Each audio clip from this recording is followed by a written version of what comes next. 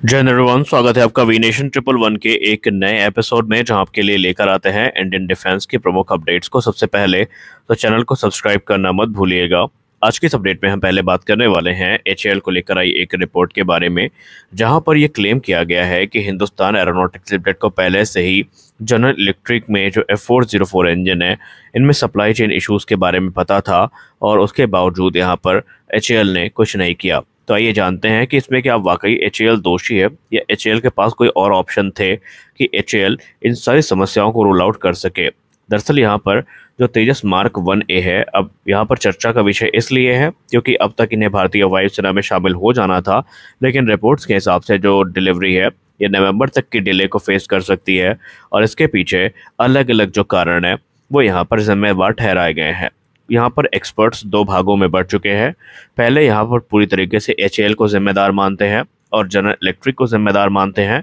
तो दूसरा वर्ग ये है जो भारतीय वायुसेना को इसके लिए जिम्मेदार ठहरा रहा है, और वो ये क्लेम कर रहा है कि भारतीय वायुसेना ने तेजस मार्क 1A की पहली उड़ान के बाद ही जो मॉडिफिकेशन है उसकी डिमांड करी, जिसके चलते एचएएल को जो कार्य है वो आगे बढ़ाना पड़ा। अब जाहिर सी बात है कि अगर मॉडिफिकेशन किए गए हैं, नई चीज़ें ऐड की गई हैं, तो वैलिडेशन में समय लगेगा, तो इसके लिए एचएएल को पूरी तरीके से जिम्मेवार ठहराना सही नहीं होगा। लेकिन मीडिया रिपोर्ट्स में ये कहा जा रहा है कि जब भारत ने 99 F404 इंजन्स की डील को साइन किया था, तो उस डिलीवरी को, उस कॉन्ट्रैक्ट को साइन करते टाइम भी जनरल इलेक्ट्रिक ने एचएएल को इन्फॉर्म किया था डिफ़िकल्टीज़ के बारे में, कि कैसे उन्हें जो एलॉयज़ हैं उन्हें प्राप्त करने में डिफ़िकल्टी हो रही है, खासकर पोस्ट पैंडमिक के बाद जो चीज़ें हैं वो अभी भी सामान्य नहीं हो पाई है, और इसके चलते जो एचएएल है वो लगातार स्ट्रगल कर रही है। अब अगर हम इसके परिणाम की बात करें, तो परिणाम स्वरूप हिंदुस्तान एरोनॉटिक्स लिमिटेड 11 महीनों के बाद भी जो लेटेस्ट बैच है F404 का, उसका इंतज़ार कर रही है,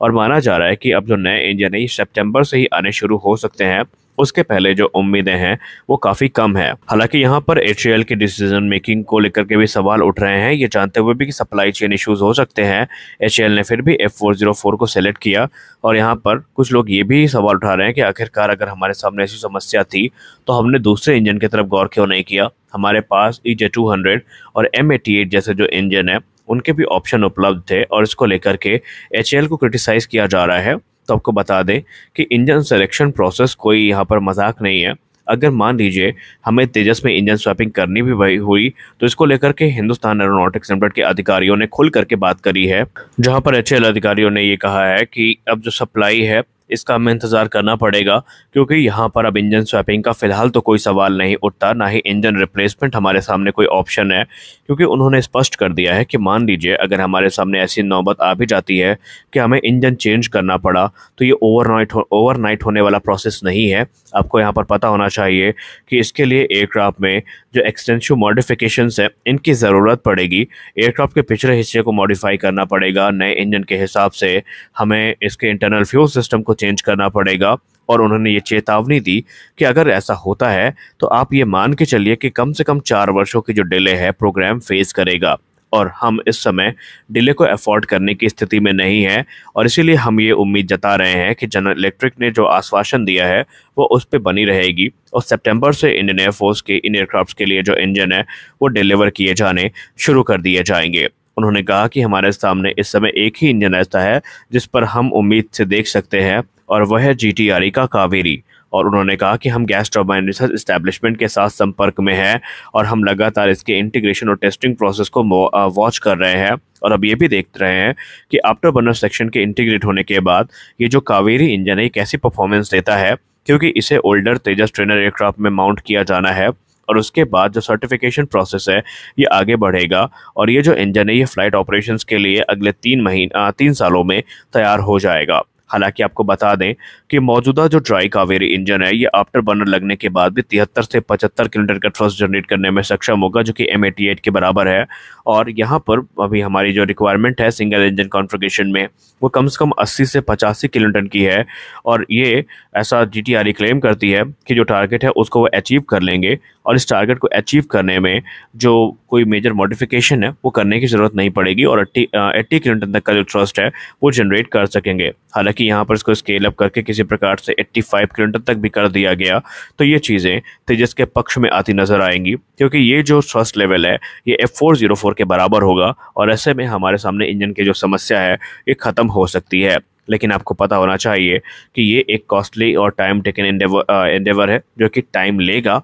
और इसमें तकरीबन 5 वर्षों का समय लग सकता है और तब तक हमें यहाँ पर जनरल इलेक्ट्रिक के जो इंजन है इनके तरफ भी देखना पड़ेगा। अब आप में से कुछ लोग ये पूछेंगे कि अगर हम 5 वर्षों के लिए जो इंतज़ार है कावेरी का कर रहे हैं तो फिर हम दूसरे इंजन की तरफ क्यों नहीं देखते। तो फिर हमारे अगर हम मान लीजिए ऐसा करते हैं तो फिर हमारे आत्मनिर्भरता का कोई मतलब रह नहीं जाता, क्योंकि आज जिस तरह हम जनरल इलेक्ट्रिक पर आश्रित हैं, कल को अगर हम EJ200 सेलेक्ट कर लेते हैं तो हम रोल्स रॉयस पर आश्रित हो जाएंगे और मान लीजिए हम सैफरॉन के M88 को सिलेक्ट कर लेते हैं तो हम उन पर डिपेंडेंट रहेंगे। यानी आत्मनिर्भरता और स्वतंत्रता हमें इस प्रोग्राम में कभी नहीं मिलेगी और ऐसे में कावेरी इंजन हमारे लिए काफ़ी महत्वपूर्ण हो जाता है। और आपको बता दें कि कावेरी इंजन की जो प्रोग्रेस है, पहली बार देखकर इसको ऐसा लग रहा है कि हाँ वाकई अब गैस टरबाइन एस्टैब्लिशमेंट हमें कोई बहुत बड़ी खुशी देने वाला है, क्योंकि रिसेंट एक रिपोर्ट सामने आई थी जहां पर कहा गया था कि जो इंटीग्रेशन के लिए हरी झंडी है वो मिल चुकी है और इसके लिए एयरक्राफ्ट को चिन्हित भी किया जा चुका है और ऑलरेडी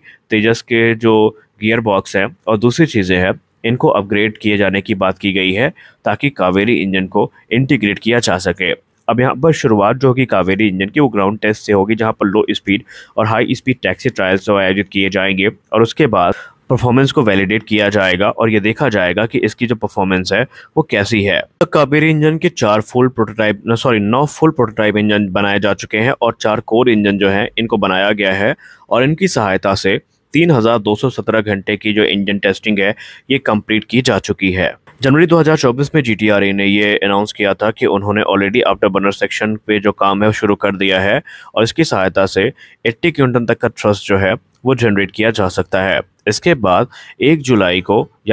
2024 को रिपोर्ट आती है कि सैफरॉन ऑडिट ने GTRA GTX 35VS जो कावेरी इंजन है इसे एयरक्राफ्ट इंटीग्रेशन के लिए हरी झंडी दे दी है और उन्होंने कहा है कि जो मैच्योरिटी लेवल है ये काफ़ी एडवांस है और अब ये लिमिटेड फ्लाइट एनवेलप में जो टेस्टिंग है वो कर सकता है। और इसीलिए जो 5 प्रोटोटाइप हैं कावेरी इंजन के, जो कि क्रमशः K5, K6, K7, K8 और K9 है, इनकी टेस्टिंग के लिए जो हरी झंडी है वो मिल चुकी है और अब इसके लिए तेजस को मॉडिफाई भी किया जा रहा है। आपको याद होगा कि नवंबर 2023 में एक रिपोर्ट सामने आई थी जहां पर GTRA ने एक टेंडर इशू किया था जहां पर LCA स्पेसिफिक AMAGB यानी aircraft mounted accessory gear box में जो मॉडिफिकेशन है इसकी बात की गई थी और उसके बाद GTSU110 Mark II जो कि तेजस का इंजन स्टार्टेड यूनिट है इसके अपग्रेड को लेकर के भी बातचीत की गई थी ताकि कावेरी इंजन के टेस्टिंग के लिए ये उपयुक्त किया जा सके। और ऐसे में हम ये कह सकते हैं कि आने वाले निकट भविष्य में हमें तेजस के साथ कावेरी इंजन का जो टेस्ट है ये बहुत जल्द देखने को मिलने वाला है।